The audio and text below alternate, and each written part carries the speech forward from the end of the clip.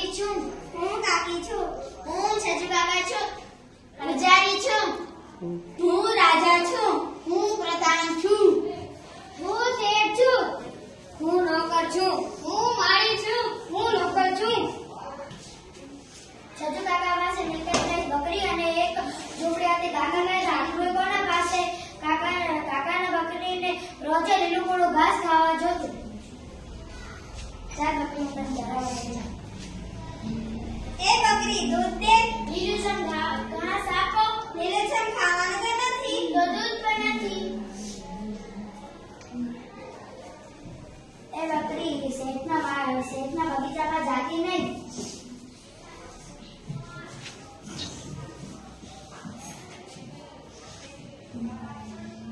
એ મારી મારા બકરી અંદર ઘૂસી છે, તેને બહાર કાઢો. ઘૂસી છે કે ઘૂસાડી છે? બદમાશી કરીને પાછો સફાઈ કરવા આવ્યો છે કે?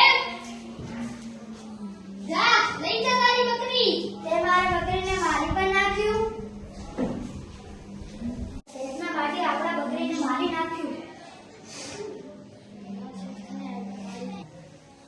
જાઓ શેઠ પાસે જાય મારીને ફરિયાદ કરો. મોંઘું પ્રાણી ભૂખ્યું હોય ને વાડીમાં બેસી જાય એટલે એને કઈ મારી ન ખાતું હશે?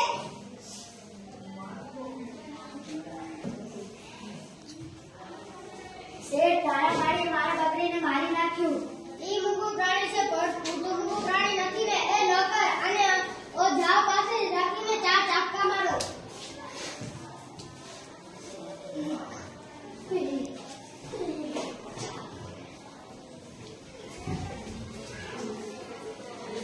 શું થયું? શેઠે કઈ નુકસાની આપી? નુકસાનીમાં મને ચાર ચાપકા માર્યા. હું આ બર્દાશ્ત નહીં કરી શકું. તો શું કરીશ?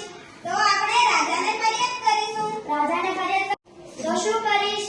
તો આપણે રાજાને ફરિયાદ કરીશું. રાજાને ફરિયાદ કરવી હોય તો અરજી લખવી પડે. તો અરજી પણ લખીશું. તને ને મને ક્યાં લખતા આવડે છે? તોય લખીશું. ખમો હું પાટિયું લઈ આવું.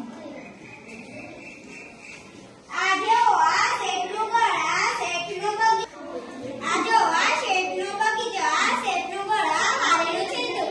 આ અંદર અહીંયા બકરી ઘૂસી અને અહીંયા પર લીલું કૂણું ઘાસ ખાતી હતી ને શેઠના મારીએ તેને મારી નાખી. અરજી તો ફક્ત લખાય છે, તેમાં એ મને મારી તો તે લખ્યું જ નથી. હવે તમે લખો. તમે પણ મારા જેટલા જ ભણેલા છો ને.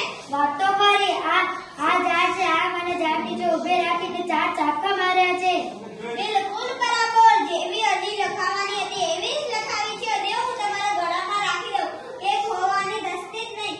હાલે રસ્તો ઘણો જ મોટો છે. તમે રસ્તામાં ભૂખ લાગે તો ઢેબરા ખાતા. જંગલ આવી ગયું. ક્યાં ચાલે બસ? જંગલમાં ફરવા નીકળ્યો કે શું? નારે ના, ફરવા નથી નીકળ્યો. રાજાને અરજી દેવા જાઉં છું. ક્યારે જોયા છે? મળ્યા છે રાજાને? જોયો પણ નથી ને મળ્યા પણ નથી. કે પહેલી વાર જરૂર પડી તો અરજી દેવા જાઉં છું. ક્યાં છે અરજી ને સી બાબતની અરજી? આ રે અરજી. આ મારી બકરી છે. બાપી સીધે રસ્તે ચાલી જાય છે. આ શેઠિયાનો બગીચો છે. આ બગીચાનું ચિહ્ન છે. અંદર ઘૂસી બકરી લીલું કૂણું ઘાસ ખાય છે. આ મારી શેઠિયાના માળીએ મારી બકરીને મારી નાખ્યું. મારી પત્ની કહેતી હતી કે રાજા એને નહીં છોડે. રાજાએ શું છોડશે? તારી પત્ની વાત સાચી છે. જા ચાલો આપણે ઢેબરા ખાઈ લઈએ. તારી પત્નીએ ઢેબરા બહુ સ્વાદિષ્ટ બનાવ્યા છે. મહારાજ કી જય હો. મહારાજ આ મારી અરજી મારા પ્રધાનને આપો. તે મને વાંચીને સંભળાવશે. આનું કઈ લખેલું નથી. આનું કઈ લખેલું નથી. સાચી વાત છે તારી. આમાં તો કઈ લખેલું નથી. સાચી વાત છે તારી. આનું કઈ લખેલું નથી. સાચી વાત છે. આમાં કઈ લખેલું નથી. સાચી વાત છે. આમાં કઈ લખેલું નથી. સાચી વાત છે. આમાં કઈ લખેલું નથી. સાચી વાત છે. આમાં તો કઈ લખેલું નથી. સાચી વાત છે. આમાં કઈ લખેલું નથી. સાચી વાત છે. આમાં કઈ લખેલું નથી. સાચી વાત છે. આમાં તો કઈ લખેલું નથી. આ બેગુને દરબારમાં કોણે આવવા દીધો? હાલો તમારી અરજી. મહારાજ મારી અરજી. લાગો જો શું લખ્યું છે અરજીમાં.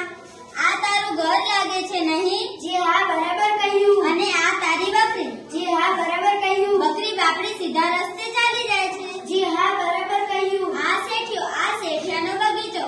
જી હા, બરાબર કહ્યું. આ બગીચાનું છીંડું. અહીંથી બકરી અંદર ઘૂસી પડતી અને મેં સુધી કે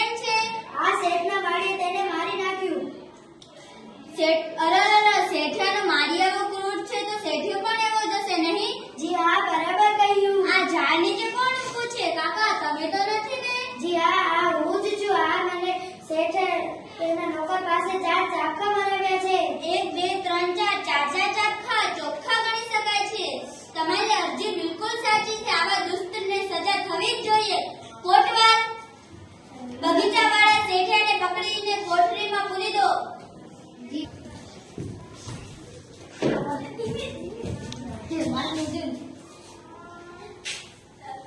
શેઠિયાને મિલકતમાંથી 25 બકરીઓ અને 500 રૂપિયા છજુકાકાને અપાવો. આવી રીતે કોઈ પૈસાના લીધે કોઈને હેરાન કરે તે નહીં ચલાવી લેવામાં આવે. જી મહારાજ. તમારી પત્ની ઢેબરા બહુ સ્વાદિષ્ટ બનાવે છે હો. તેવા ઢેબરા તો અમારા રાજમહેલમાં પણ બનતા નથી. આ 5 પ્રજાનો છે, બધા અખબાર છે. આનો એક સાણો રાજા મગજવાળો છે, તે મારી અરજીને વાંચી સંભળાવ્યું.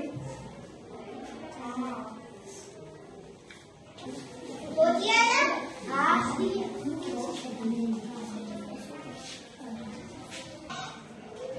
શેઠિયા, રાજાના દરબારમાં બારે 12 પ્રધાનો છે, બધા અખબાર છે. આ એક દરબારમાં એક રાજા સાણો છે, તે આપણને ન્યાયમાં 25 બકરી અને 500 રૂપિયા અપાવ્યા છે.